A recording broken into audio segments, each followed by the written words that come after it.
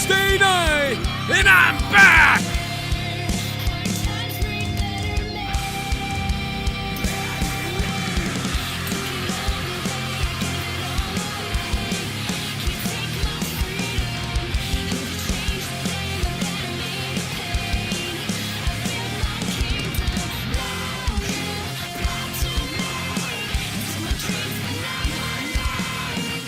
Swallow me until the end.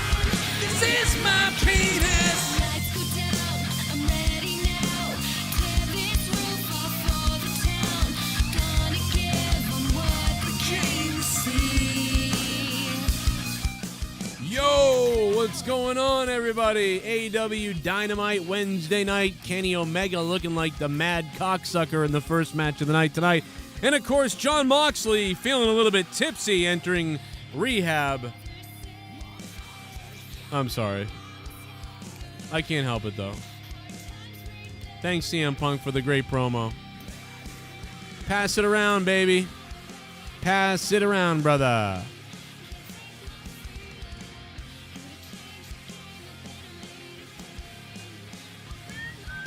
Hit that like button. I'm looking at Cody's entrance again, but man, it turns me on. Moxley is drinking right now in Rehab. He's drinking water. We got Popeye tonight on the show. Yummy Popeye. Yummy, yummy Popeye.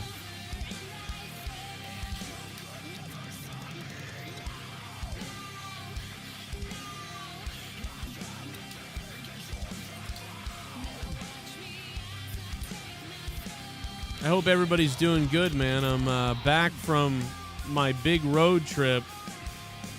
That's what happens when you run out of money. You have to desperately go on a giant road trip. How's everybody in the chat doing? AEW Dynamite. Kenny Omega started this night off against a man that no one gives a shit about. That was fun.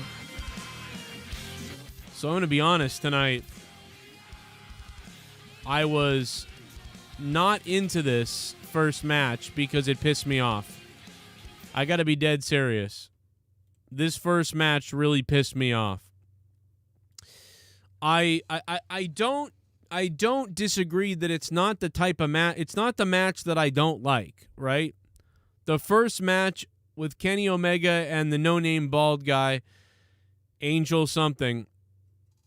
It's not a match that I didn't like necessarily. It's what I didn't like is that the AEW World Champion had to go the distance with a nobody person. Why is this? Everybody Kenny Omega faces, he goes the distance with them every single time. Every single time he goes the distance with these people. If he has a big main event pay-per-view match, it's a 20-minute go-the-distance match. Tonight, I don't know how long this match was. How long was this? It started 3 minutes into the show. And it ended around 12 minutes. When did it end?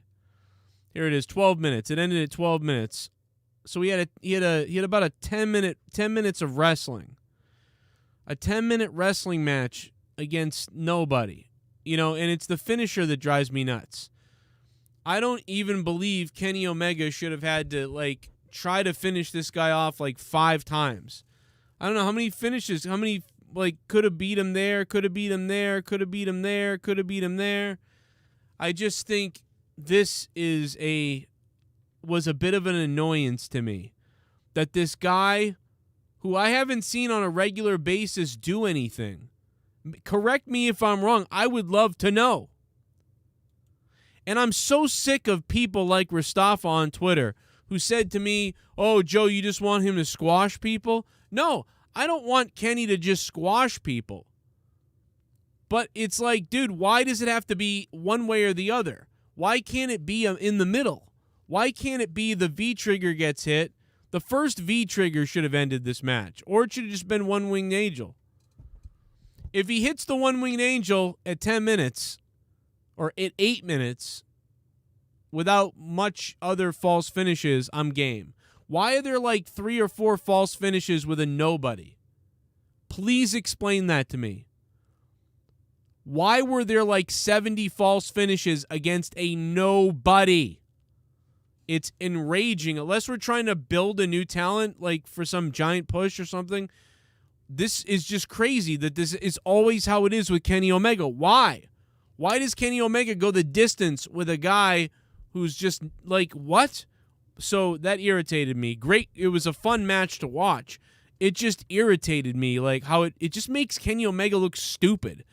Every match Kenny Omega has, it's like, okay, every match Kenny Omega has is going to come down to the wire. He's like the Patriots in the Super Bowl, right? I guess you could make that argument, except this ain't the fucking Super Bowl. This ain't WrestleMania. This ain't All Out or Full Gear. This is just Dynamite. So it would be different if he went the distance every championship pay-per-view match, if he goes the distance every time. That's a different story. That's like, okay, fine. Kenny Omega is known that when he has a big pay-per-view match at a pay-per-view event, people always take him to the distance, but they never finish it. They never seem to close it out. They can never close the deal against Kenny Omega. I understand that. You know what I mean? Then he's like the Patriots, like in the Super Bowl. Oh, it's going to be a close game. Even no matter how good, bad, or whatever, the Patriots get to the Super Bowl, it's going to be a close game no matter what. Yeah, Kenny Omega makes it to a pay-per-view with the title. Well, it's going to be a close game. Great. It was an entertaining match, though. That's the great thing about the opening match tonight with Kenny Omega and the bald guy, Angel something. It was entertaining. I thought it should have been 8 minutes and just eliminate the false finishes. Eliminate that. I think it would have been fine if he catches him with the V-trigger and it's over. In fact, it would have been really cool because this guy lasted 8 minutes, which is not a squash match.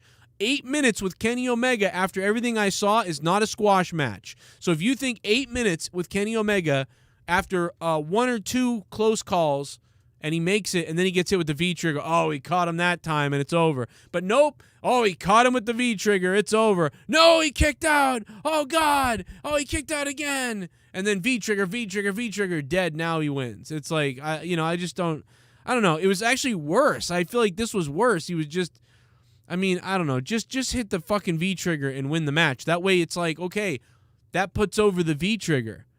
But it also, this guy gets put over because he didn't lose in 2 minutes. He didn't lose in 3 minutes. He didn't lose in 4 minutes. He didn't lose in 5 minutes. He didn't lose in 6 minutes. He didn't lose in 7 minutes. He lost in 8 minutes. And it was one V-trigger. He made a mistake, and he lost because of that. So he's not buried. It's not a squash. It's a pretty decent opening match, and the champion caught him. That's why he's the champion. That would have been way better than this.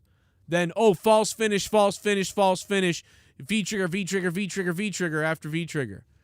Like, it's just like, I don't know. I don't know why. I was in a bad mood. I'll be honest. I'm not in the best mood. I will be honest about that. I'll be dead honest. I'm not in the best mood, and I'm probably going to be more critical tonight because of that, but I was looking for something fun and special tonight, and certainly was better than Raw, no doubt about it. Jesus Christ, was Raw. You know what? And maybe Raw. People said Raw was good. People liked Raw the other night. I don't know what's up with that, but I fell asleep in the first 30 minutes of Raw. That women's match, I thought Becky Lynch's match was atrocious. It's just the same old shit from those people. But that's me. Maybe it was good to some people. I don't know. Maybe I was in a bad mood. Maybe I'm still in the bad mood. I don't know. Well, what do you know? We got ourselves a new member. And I got a member in my pants. Wow. You donated Whoa. $50. I'm gonna take my dick out Oh, because you shit. donated $50. You donated $50, motherfucker boy. I'm a rich motherfucker. Holy shit. First hour was kinda slow and took a while to get my interest. Same. But the second hour shit got serious, especially Andrade versus Cody and OC versus Miro. MJF and Punk had the best promos tonight obviously, but I wasn't into it tonight as much I normally am. Yeah, I'm the same way. And you were saying you were a bit tired too, Soundwave. So maybe it's us being grumpy and tired. It could be. But I do agree that I think the second hour was better tonight. And again, Kenny Omega's match was pretty good. It's just that the psychology of it was stupid. Because I've seen, it's not just one time. I've seen this a whole bunch of him. 6 out of 10 from the Soundwave 92. Yeah, I gave the first hour about a 5 out of 10. Maybe a 4. But I gave it a 5 because I give Raw 4 a lot, and this was not a Raw, so I gave it a 5. But I'm probably going to give the show tonight a 6 overall, just like you. I'm right with you. Man, thank you for the $50, Soundwave 92. Holy shit, brother. Thank you, brother. That actually paid for my gas. Dude, it cost me $50 to fill my gas tank to get on this fucking gigantic psycho trip. Now, maybe some of you guys like tonight. I'm gonna put a poll up. Thumbs up. Thumbs up. Thumbs down. Thumbs blah. See what you guys say about that, man. I am mostly tired too. I will admit that. No doubt about it. Jake DeMarco's in the hospital having a little minor surgery right now. He told me earlier. I haven't been able to talk to anybody, so I wasn't really 100% sure about anything. MJF killed it tonight, though, in the promo. I thought MJF's promo, dude, I woke up. I was, like, sleeping practically. I was staring at the screen like I know I'm in a bad mood. I know I'm very tired, okay? I'm very tired. I'm in a bad mood, kind of, really just because I'm tired. And I'm staring at the screen and I'm thinking, show me something. Somebody fucking show me something. I think, okay, Kenny Omega just had Kenny Omega match 9,050. That was stupid. So whatever. Aleister Black cut a little promo that I didn't care about, but I mean, I like it. I probably would have done something similar or the same thing or whatever the case is, so that's okay. Then CM Punk came out in the ring and just bummed me the fuck out. I'll be honest. CM Punk bummed me the hell out. Like, man, wrestling is lazy and lame now. You know, in 1998, Stone Cold Steve Austin was slapping around his girlfriend. Well, that was 2001, allegedly. Slapping around his girlfriend, drinking beer, had a drinking problem, was telling people, Kiss my ass, Vince McMahon, because I'm going to drink just about as much as I want because Stone Cold said so. And that's what Steve Austin was doing. Now, only in the year 2001 would the fans applaud a guy who has to leave wrestling with a drinking problem to go to rehab. Only in 2001 would your hero be so weak he needs to go to rehab for his alcohol problem. This is, listen, and I know that people are going to be like, oh, that's just terrible. Why would you say something? Oh, you're so terrible. It's a good thing. I know it's a good thing humanitarian-wise and humanity-wise. And as a human being, I am glad that whatever, I forget, John Moxley, I'm glad that he's getting help. The guy needs help. Thank God he's going to get some help before his kid, experiences alcoholism and his family. And hopefully it works for him and he's a better person. And all these types of things. This is really good for him and his child and his wife and his family. Absolutely unbelievable. I'm happy about it. I would cheer him if I was in the arena and saw him. I would cheer what CM Punk said if I was in the arena and saw this probably. But me, a tired, irritated, wrestling fan douchebag who grew up with but a boyfriend of a mother who was a crazy drunken asshole, you would think that I would be championing the hell out of this. I wish someone had gotten my mother's boyfriend into, alcohol rehab so that he wouldn't have been a piece of shit to me. Every time he drank, he turned into a monster and was a scumbag. So maybe I don't know, you would think that I would appreciate this. But instead, I didn't. I was just irritated. It made me angry. It made me think this wrestling now is full of pussies. CM Punk promo sucks. I don't even care about what he had to say about Eddie Kingston because he just cut a promo about a guy going to rehab and everyone's clapping about that and talking about that. And listen, I understand it's real as fuck to call that out and to bring that up and to talk about it. And the fans seem to like it. But me sitting at home as a pile of piss, horrible person, was thinking, this sucks. And that's just me. But, I understand it, But, I guess then on the flip side, you got Jeff Hardy and the Usos and the WWE running people over, so almost killing people. What do we want? Do we want the Hardy Boy to kill somebody in a drunk driving thing, or am I going to get more angry at Jon Moxley actually getting help? And quite honestly, both things piss me off. I don't know why, but they both piss me off. It's like I drink alcohol and I have a good time, but alcoholics piss me off. So maybe that's what it is, guys. Maybe I found out the psychology of this, guys. Maybe I hate alcoholics. Because if you remember, I was very hard on Jeff Hardy drunk driving. But I like Jeff Hardy. I met him in real life and several times. I think he's a great sweetheart. Like, he's wonderful. But what pisses me off is he's so oblivious is that he doesn't care enough about humanity. He'll get into a car and eventually run someone over and kill them because he just doesn't care.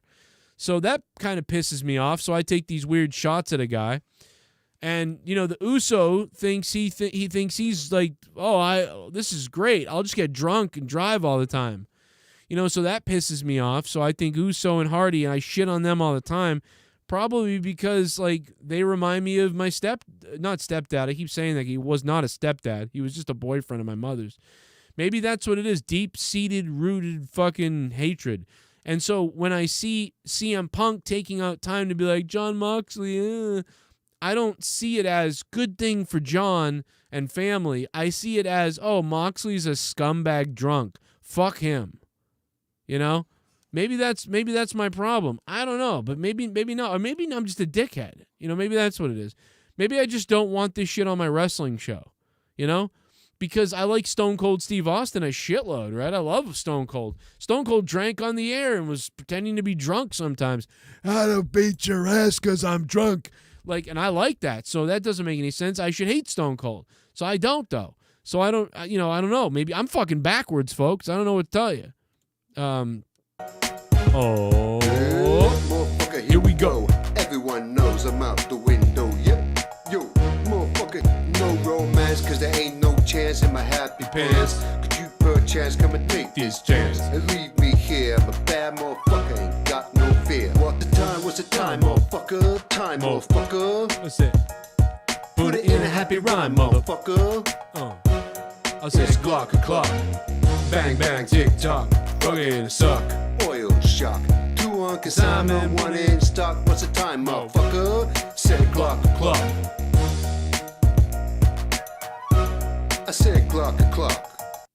Only got to watch bits of this show tonight. What I saw I enjoyed.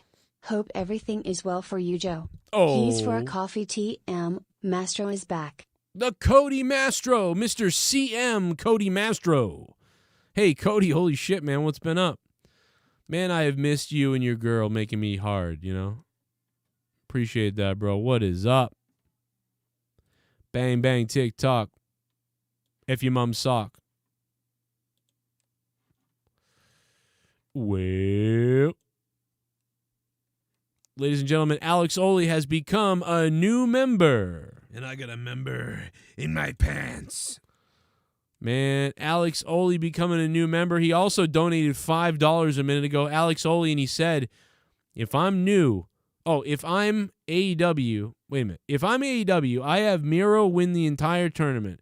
He beats Danielson in the final, getting good heel heat. Punk, Kingston, no sense. Kingston heel. What the F? 6 inches. I'm assuming you meant 6 out of 10, right? Or did it write it the wrong way? Maybe it wrote it the wrong way. Man, look at that picture of Kenny Omega right there. Look at him. He looks crazy, like he's looking for men to suck. That's what he looks like. And that's why I made it the thumbnail. Because when you're looking for men to suck, I'm on your side. Okay? Thank you guys for these donations to support the channel, man. Sorry that I've been gone. I'm back. Right? I'm back. So I'll be back tomorrow night, I believe. Maybe in the morning, but also in the night. And then I'll be back Friday night with Monetize This, of course, I believe. Haven't gotten a full idea of how things are changing for me, but I'm back. And wet. Let's check out the poll. We've had a little bit of time here. 176 votes shows us that we got 56% say thumbs up. Only 8% gave it a thumbs down tonight. And there are some blahs out there, so little blasé people.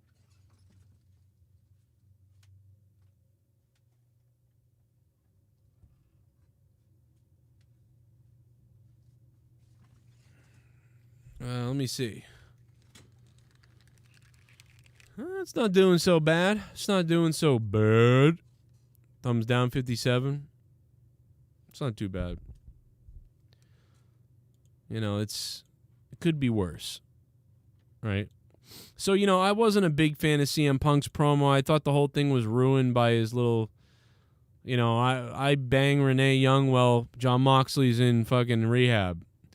Anybody else think this is not a malicious thing that I'm about to say. This is an honest question. An honest thought, an honest question. I get the vibe that CM Punk and Moxley do a little, you know, around the world with Renee and Moxley. CM Punk and AJ Brooks there. Anybody else get that vibe? I mean, or is CM Punk just a really good guy friend? Because to me, he's I don't know, man. I think he's the guy that says he's your friend. He's your wife's friend, but he's really, I don't know. I'm a little sus on this. Little sus. Little sus. I'm shocked Steve Callan is in the chat. I thought he didn't watch me anymore. What's up, Steve? Or not as much anymore. But pretty soon Joe Cronin won't be on YouTube anymore, and you won't have to deal with me at all. Then Miro cuts a promo, which was funny as always. So my road home is clear now, and it's going to be paved with skulls with those who dare to stay in front of me. Dude, he could be saying like, I love toilet paper and I hate my toilet and I want to break my toilet in half at the sight of my toilet, and I want to hurt your mother on a Tuesday. And although that would be gold, it wouldn't matter because it's so funny. That accent is the greatest accent ever for a big, muscly, dumb person. Like, it's great. I will be champion. I will be forgiven. I will be loved. And then you'll be forgiven. I like Miro's promo there. Pretty much kind of liked it. Then Alex Marvez interviewed the fucking dinglings or whatever you want to call this. I don't know. I think these guys should go to rehab for their addiction to fucking homoerotic clothing. You know? This is very strange. That's an insult too, by the way. I have several gay friends. They dress amazing. These guys are all straight. It's like they're trying to dress like something, but they don't know what it is. They need to get a gay guy. They need to get a gay guy to dress them. Because what in the fuck is goddamn Pablo Picasso fucking... Dude, this guy looked like he's seen a Pablo Picasso painting and was like, yo, make that into clothes and I'll wear it. If Pablo Picasso butt pumped and wanted to dress for the occasion, I want to wear that. That's what this is. And by the way, that's what they're trying to look like this. So I'm not really actually angry about this. I've seen some actual podcasters angry about what they're wearing. It's like, dude, this is the fucking point. Is for them to dress annoying and like to make you say, I hate that. That's the point. So congratulations, job well done, Young Bucks. I'm still going to make fun of it. But it's like, dude, I know why they're doing it. It makes sense. I don't have a problem with it. I think it's great what they're doing. But they just don't. Like, Adam Cole looks like a normal. It's funny to me that Adam Cole is like, yeah, you guys dress like crazy assholes to get all the heat and whatever. I'm still just going to be Adam Cole. I'll be Adam Cole, baby, still. You know, I'm not going to be Adam fucking Butt Pirate. You know, you guys be what you are, and I'll be whatever it's just funny that that's how Michael Jordan dressed. Is that what you just said? There's something about Jack Swagger was cringe tonight. He was kind of weird, wasn't he? With his, what did he say? What was Jack Swagger's line tonight? It was fucking weird. He said something and he sounded like a retarded fucking Frankenstein. Somebody tell me the line that Jack Swagger said. Then the tag team match happened with Mexico versus the racist rednecks. And that was all right. I mean, whatever. Then Sheeta with a backstage promo. And by the way, Sheeta was better in this promo than the two people who spoke English. God damn, was this cringe. I'm sorry. But you got one woman on the left who doesn't speak English very well, and I'm not going to blame her for that because she's from Japan. But she's actually learned English very well and done a really good job with it. But she just basically sits here and has to react as Vicky Guerrero delivers cringe commentary at the end of this. And then we have to listen to Nyla Rose. And for cancel culture reasons, I won't even get into why that was interesting. But, whatever. Now you've hit a full-on roadblock. Now you've hit a full-on roadblock. See, I just can't even get into... I'm sorry. I am sorry. I cannot get into anything Nyla Rose says. And I apologize 1,000 times to her and to you all and to everybody. I apologize 1,000 times to you. I am sorry. I cannot get into a thing that she does. Because when I see some petite little young fucking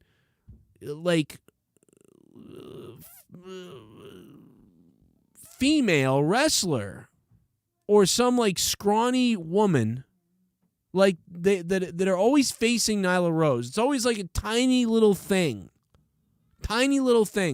And they sit there and they go, I'm going to go in the ring with you and I'm going to fight you. And then Nyla Rose is like, I'm gonna beat you.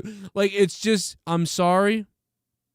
I just can't do it. It's like believing what I'm about to see is important to me. And for whatever reason, maybe even if it was Nia Jax in the WWE, maybe. Nia Jax, I just get this vibe that there's no way, Sheeta is going to beat this person. It's not going to happen. And the promo is terrible because Sheeta can't speak. Vicky Guerrero says something cringy WWE style.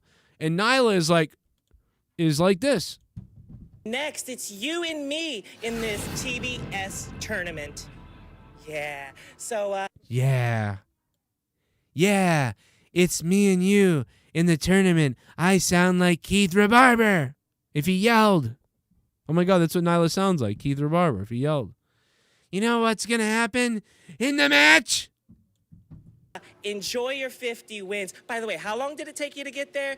Don't worry about it. Don't answer that. Vicky, let's go celebrate, because it's going to be an easy night for us. How's your leg, Sheeta? Then Vicky Guerrero said, how's your leg, Sheeta? But it was like super cringy. and the microphone didn't pick it up. I don't know, man. Just, Sheeta was the best in the whole segment. I got to be honest. Sheeta was the best in this whole segment because she stood there looking awesome. Like, she looked great. Her abs are looking hot. She got this nice, clothes on, a good wrestling gear. She got her hair done good. Nice little red streak like that. She looks pretty. Looks like a wrestler, too, with those. She got some muscle going in there. She got her 50-win trophy. She looks like a character like that's going to kick some ass. But, Nyla comes in, and I don't know, bro. It was weird. And Vicky Guerrero, I love Vicky Guerrero, but just super cringy segment. It was a horrible segment. And then the next segment was kind of like 50-50 with Jericho comes out, and he's like, yeah, here comes I am Maria. And then Dan Lambert comes out. And by the way, I thought this was going pretty well. The only thing I don't know, like, I guess that the only thing I could nitpick here, and I love Dan Lambert, and I've enjoyed him. I thought he was a little bit over the top a couple of times with the no, shut up, no. Like, I thought he was a little too much, because we've seen, Jim Cornette do it for so many years and Bobby Heenan do it back in the day. But even Bobby Heenan, kind of didn't flip out as much. He was just kind of like, no, like he'd look around and he would take the microphone away from his face. Like, it's like these little things that I think that Dan is just not, like, he's not perfect, but he's better than what normally goes on with managers now, right? Like, he's like a throwback to older managers, but not really. Like, if that makes any sense. Like, I like what he does, but it's like there's that little bit of something that's like sometimes it's just a little too much, a little too planned, that I'm going to jump around and I'm going to go, no, and I'm going to keep saying that. He did it like 4 times during this segment, and I just thought it was too much. And I think it would have been better when he found out that he'd be in the match, that he would have put the microphone down to his side and been like, he's like, no, you can't. And then he could have been like, that's not what we agreed on, And Jericho could have been like, oh yeah, it is. Like, and then he's kind of like, no, like he's playing it more like, no, this is not going to happen. So I'm not even that mad about it because it's not going to happen, And then maybe it could have come to a point where Jericho had said, well, I talked to Tony Khan backstage, or something, or like, and he agrees that, you're part of American Top Tier, and I already had him agree to it, or something like that. And that's when he could have flipped out and been like, what the hell? And then Jericho's like, you're really surprised that a guy who allows you on his television show and has you under contract here, blah, blah, blah, whatever the fuck. And maybe he could have gotten to that point, but it was like right away he was ready to be like, no, and he was just like losing his mind. Like, it's like, yeah, that's the right reaction, like one time, like at the highest moment of disbelief for him. Or maybe he's like, asking the guys behind him, like, he can't do that. Like, I'm not gonna. What the hell am I? I'm not gonna step in the ring, But it was just like a little over the top. So I'm being a little critical tonight. I gotta be honest. So I thought Dan Lambert tonight probably gets a 6 or a 7, maybe a 7. I give him a 7, maybe, or a 6, but. I don't know. I'm somewhere like I give him a 6.8, which is like a thumbs up, but like tone it down there. I mean, I hate criticizing Dan Lambert because I like that he's like this, and I like that he's a throwback. He really is.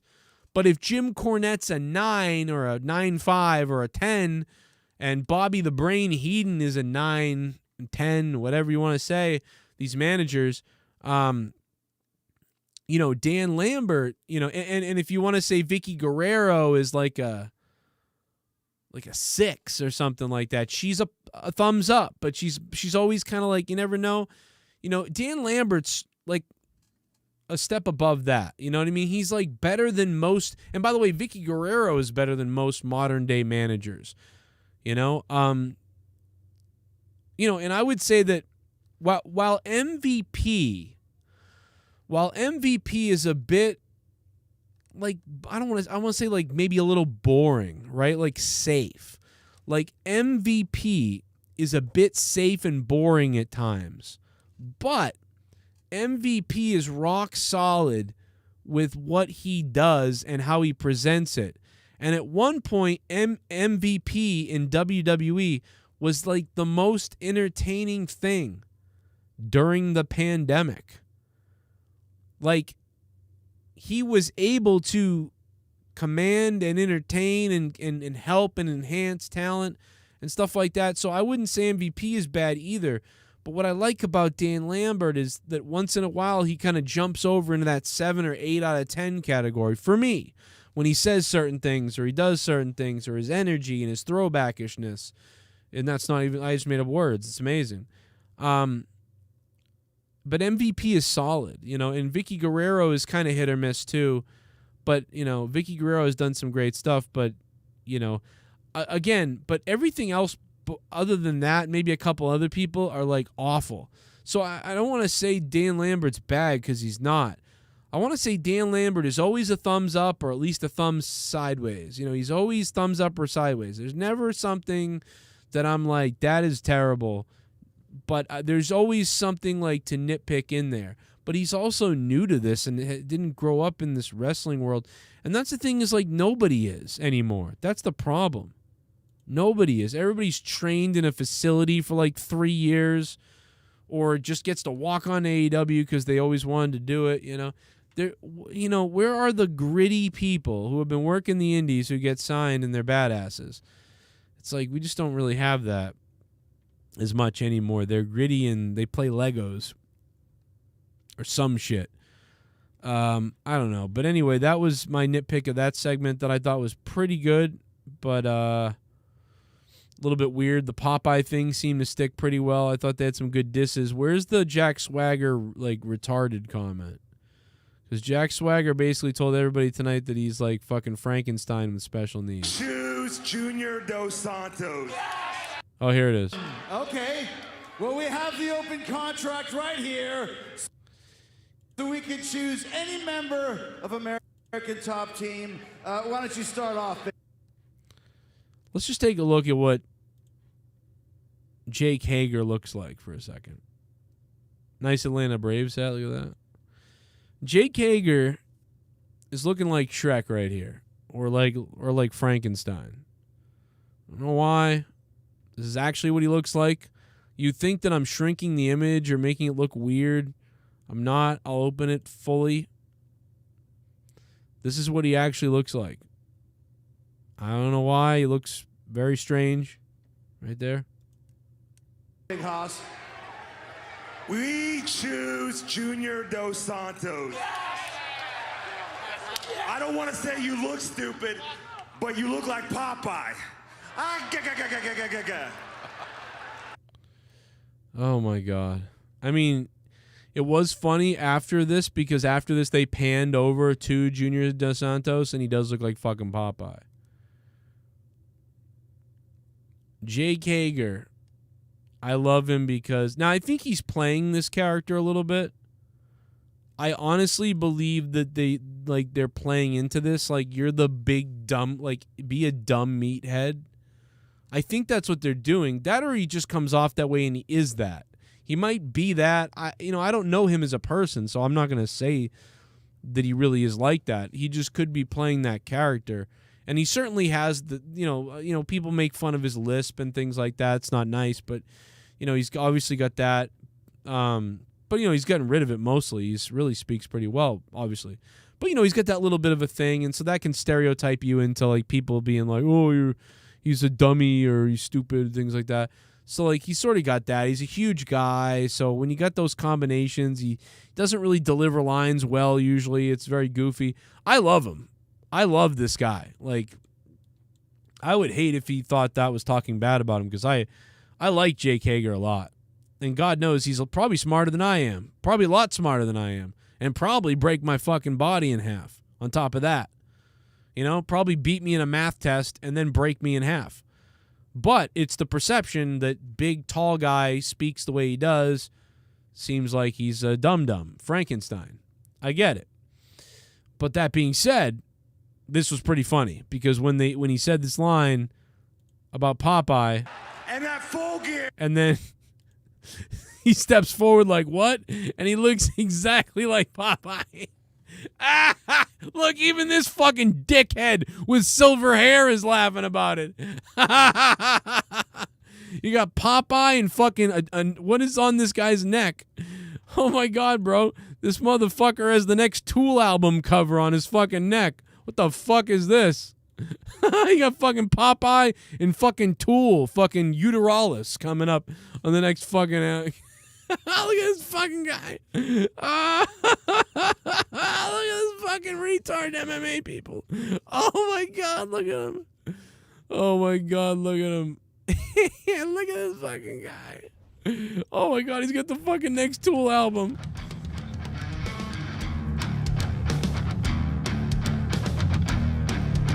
Look at my neck. Look at my neck. It's an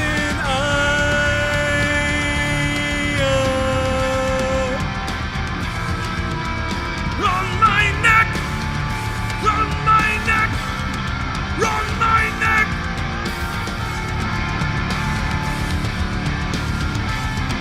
My neck. There's an eye on my neck. There's an eye on my neck.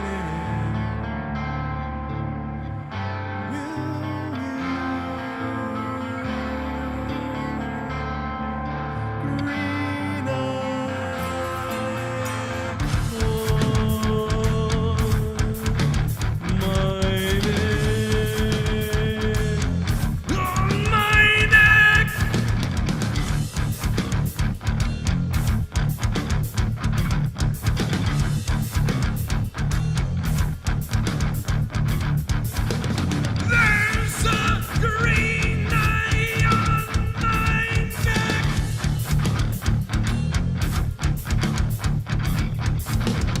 fucking green eye on his goddamn neck, guys. There's a green eye on his neck.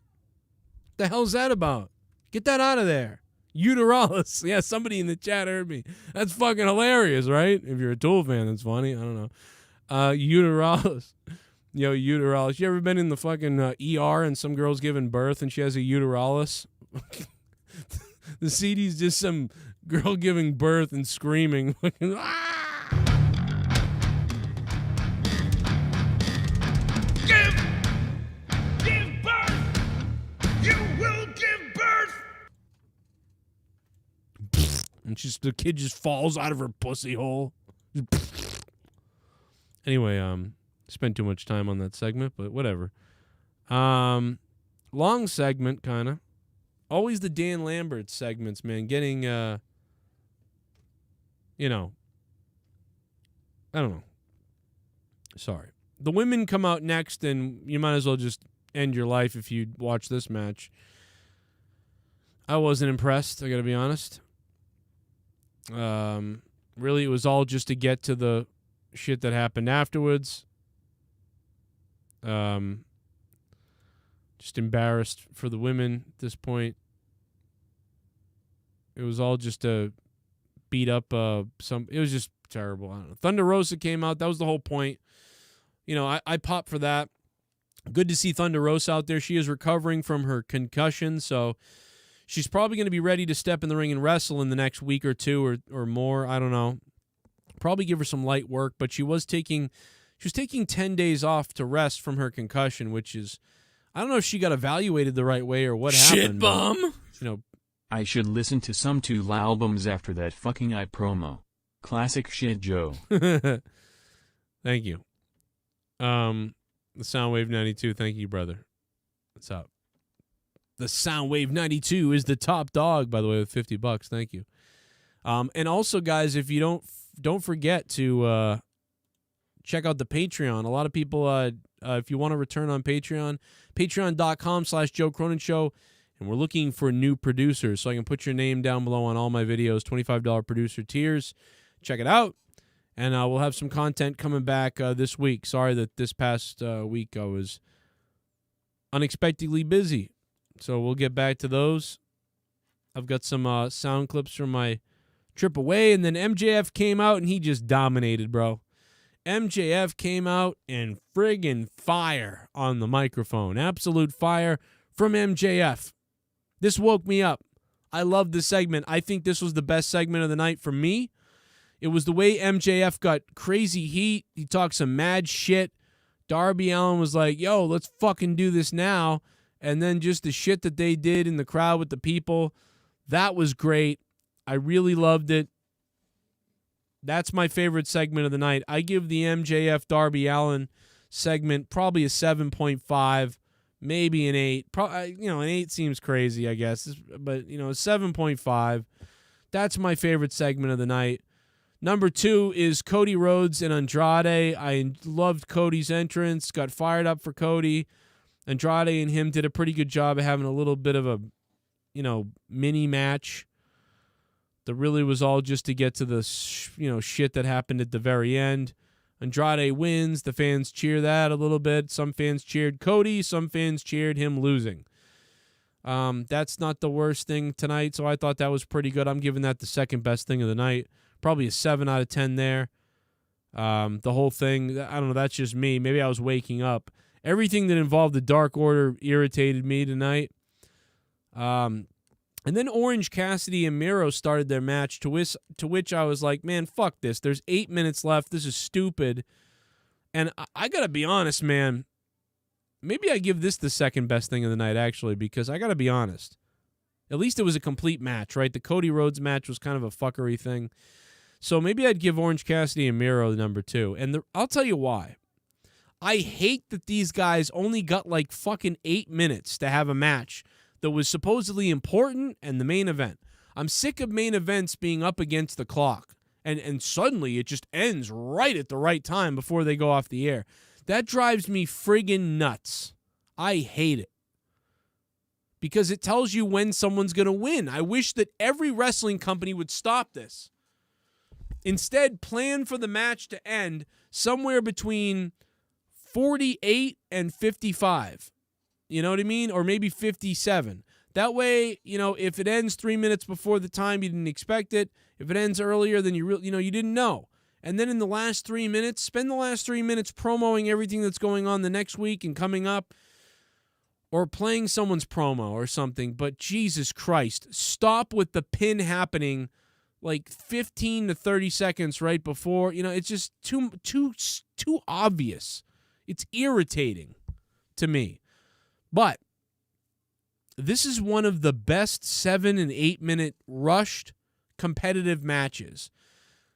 A lot of times when you see a match at 8 minutes, you say, wow. I mean, they did a bunch of stuff, but they didn't have enough time to get anything going. It was 8 minutes. It was good, but it wasn't flowing. Fuck that. And yeah, this had a little bit of that, but these guys did some key little moves and moments and things in this that spiced it up a little bit, right? So normally 8 minutes left on a main event for Miro and Cassidy, I would say, well, that's not going to be good because it's just not enough fucking time. And even if they do a bunch of crazy shit, it's stupid. If they do a bunch of crazy stuff and it doesn't make sense in the match, or it doesn't build momentum or like flow in a way, I think it's stupid. Now, they didn't have much of a chance to flow with 8 minutes. But I will say that was one of the best matches that only had 7 or 8 minutes, maybe within the last 5 years. It was in the top 10 less than 10-minute main event matches, right? I would say that was in the top 10 less than 10-minute or less than 8-minute main event matches, whatever you want to say. I'm making shit up now, guys. So I'm a little bit impressed by that. I'll be honest. I didn't like the match at first. I wasn't liking it really. I was like, this is just, whatever. There's not enough time. And then they started doing things that I hadn't seen before and unpredictable stuff in the match. The crowd started getting into it, and it just went in the right direction, and it closed really well. And so for me, I was like, wow, okay, I really am impressed that this wasn't just stupid, because it could have just been stupid. But it actually, like, you know, they actually hit on some stuff. But again, if this match could have been 10 or 15 minutes, you know, then, see, this match should have been 10 to 15 minutes. And fucking Kenny Omega's match should have been like 5 minutes. Kenny Omega's opening match shouldn't have been 12 minutes. It should have been 8 minutes or 7 minutes. 7 minutes for Kenny Omega and fucking nobody. It's fine. You don't want everybody to be squashed by Kenny Omega? Okay. Well, 7-minute match then. 6-minute match then. And then Orange Cassidy and Miro could have had a three or 4 more minutes to their match, which was actually pretty good. And, you know, was the main event. Omega had a match against nobody with a bunch of false finishes, which I thought was dumb. So that's what I feel about that. By the way, I hope you hit that like button. We're almost at 100 likes. So feel free to hit that like button and vote in the chat and let us know what you guys think about this tonight. Jake is in the hospital having surgery, so he wasn't here tonight. He might be back for Out of Nowhere potentially tomorrow night. I'll let you guys know if he's back for Out of Nowhere. Thumbs up, though, on the show tonight from half of you. From slightly more than half of you. Thumbs up. Some of you guys thought tonight was blah.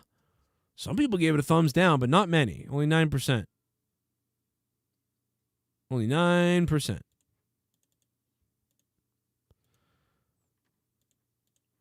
I don't know what you're talking about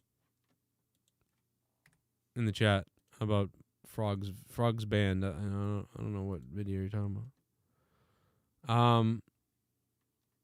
But yeah, interesting. But yeah, I think I've said it all about this show tonight. What's up, J-Rod? How you doing, dude? Superman punch, no! I loved when he went for the Superman punch and Miro just kind of like shoulder tackled him, and Orange Cassidy went flying up in the air, and then Miro stepped on him and then fucking boom. Put him in that submission and really stretched him out, and Reemsberg had to do the whole fucking spinning wheel of fucking he gives up. I'm starting to get into that, to be honest. Even though I made fun of him for it. And he still counts like a fucking fruitcake, but you know what? I don't know.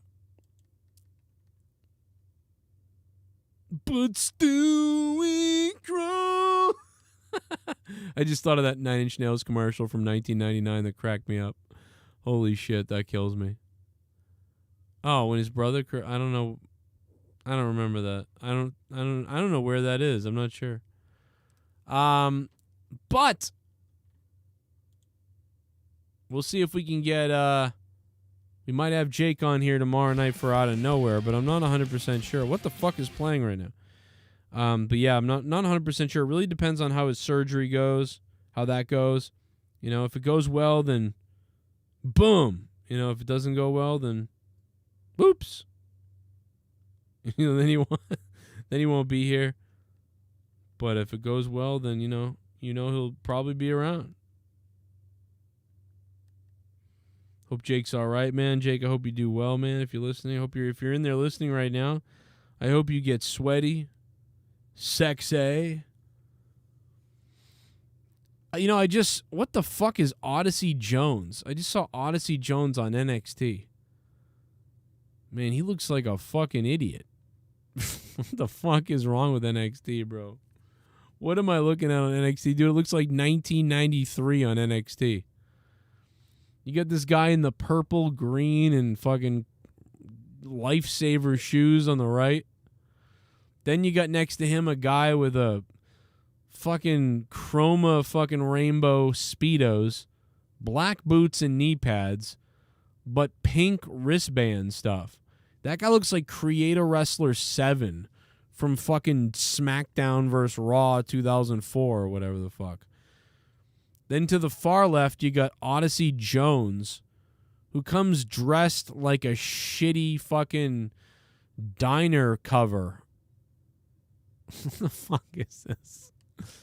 Oh my God, bro. Everybody just looks generic. Jesus Christ. What has NXT become? Good God Almighty, no. Oh, what the fuck is that? What is that ring attire? I mean, at least, Kenny Omega has good clothes. Give him some shit for whatever, but the guy wears the right fucking tights to the squared circle.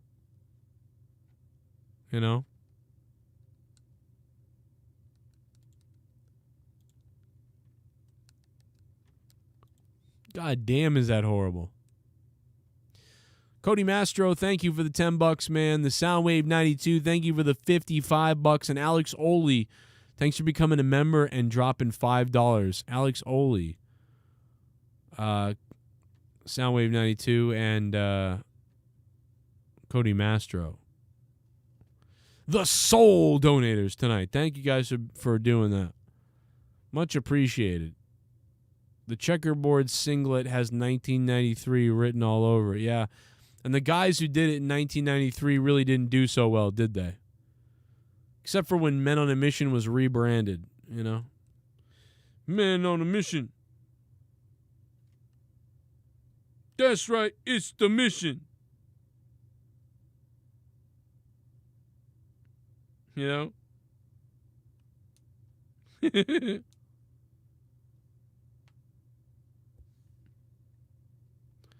The show was 5, Joe. A 5 out of 10? Yeah, maybe it was. I gave it a 6, but I don't know. I don't know. I thought it was. I'm giving it a 6 because I feel like giving it a 5, like I'm just mad or something. Like I'm in a bad mood, haven't slept. I feel like I'm crazy. I don't know.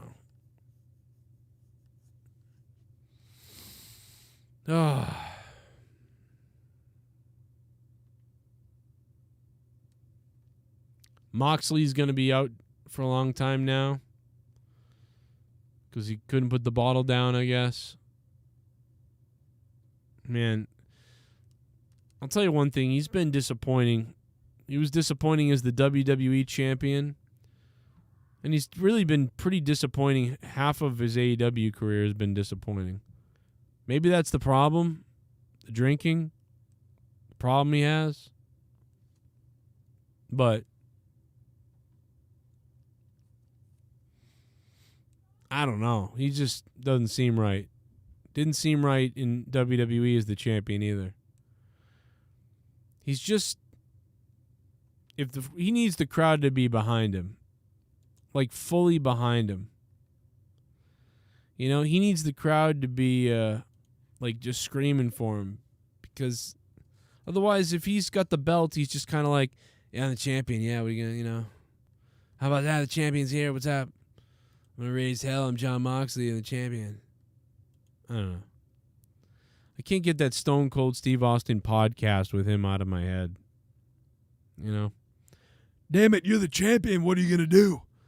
I don't know. I'm just gonna, I'm gonna go out there. I don't Don't you want to be the WWF champion? Be a badass? It's fucking horrible. I mean, that was one of the moments that really made me be like, yo, this guy sucks. Even though I like Dean. I always loved Dean Ambrose, too.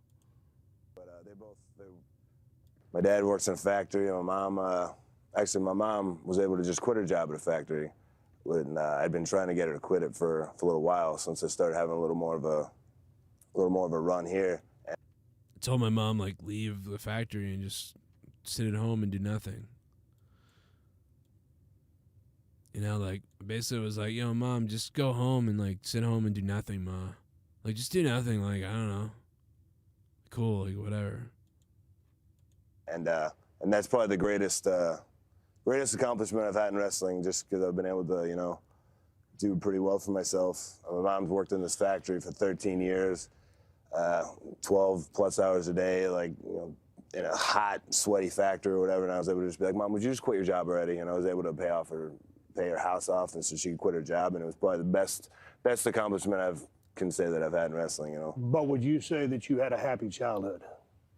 Yeah, I really would. You wouldn't expect that? No, I just read public housing, and was my research wrong? Was there no public housing? No, but I was happy because No public housing. Yeah, I mean, You were happy. Yeah, Which one? I was happy. You know, I didn't know any different. You know, like I mean, I don't have any kind of like sob story that like a lot of people like to be like, oh, I came from this terrible situation that happened, and I got, and like, yeah, but that's everybody. Everybody's got their own story, and then But you said that way of life led you to your wandering ways. Let's segue into school. What kind of student were you? When I was in like elementary school, like I was a piece of shit one. It's like I like Moxley, but I just don't remember. Like, I'm trying to put this guy. Like, does this guy speaking right now have the. Like, I don't know, man. Is this the guy? Does this guy have more charisma than Mick Foley as Mankind? Than Stone Cold Steve Austin? Than The Rock? Hell, does this guy have more charisma than Shawn Michaels? On you know what I mean? In this, it's like kind of like, yeah, listen, I don't know, I'm a champion, and that's what happened. It's like, I don't know, it's pretty cool. I don't know, you think it's cool? I do. So, I mean, when that's, I don't know.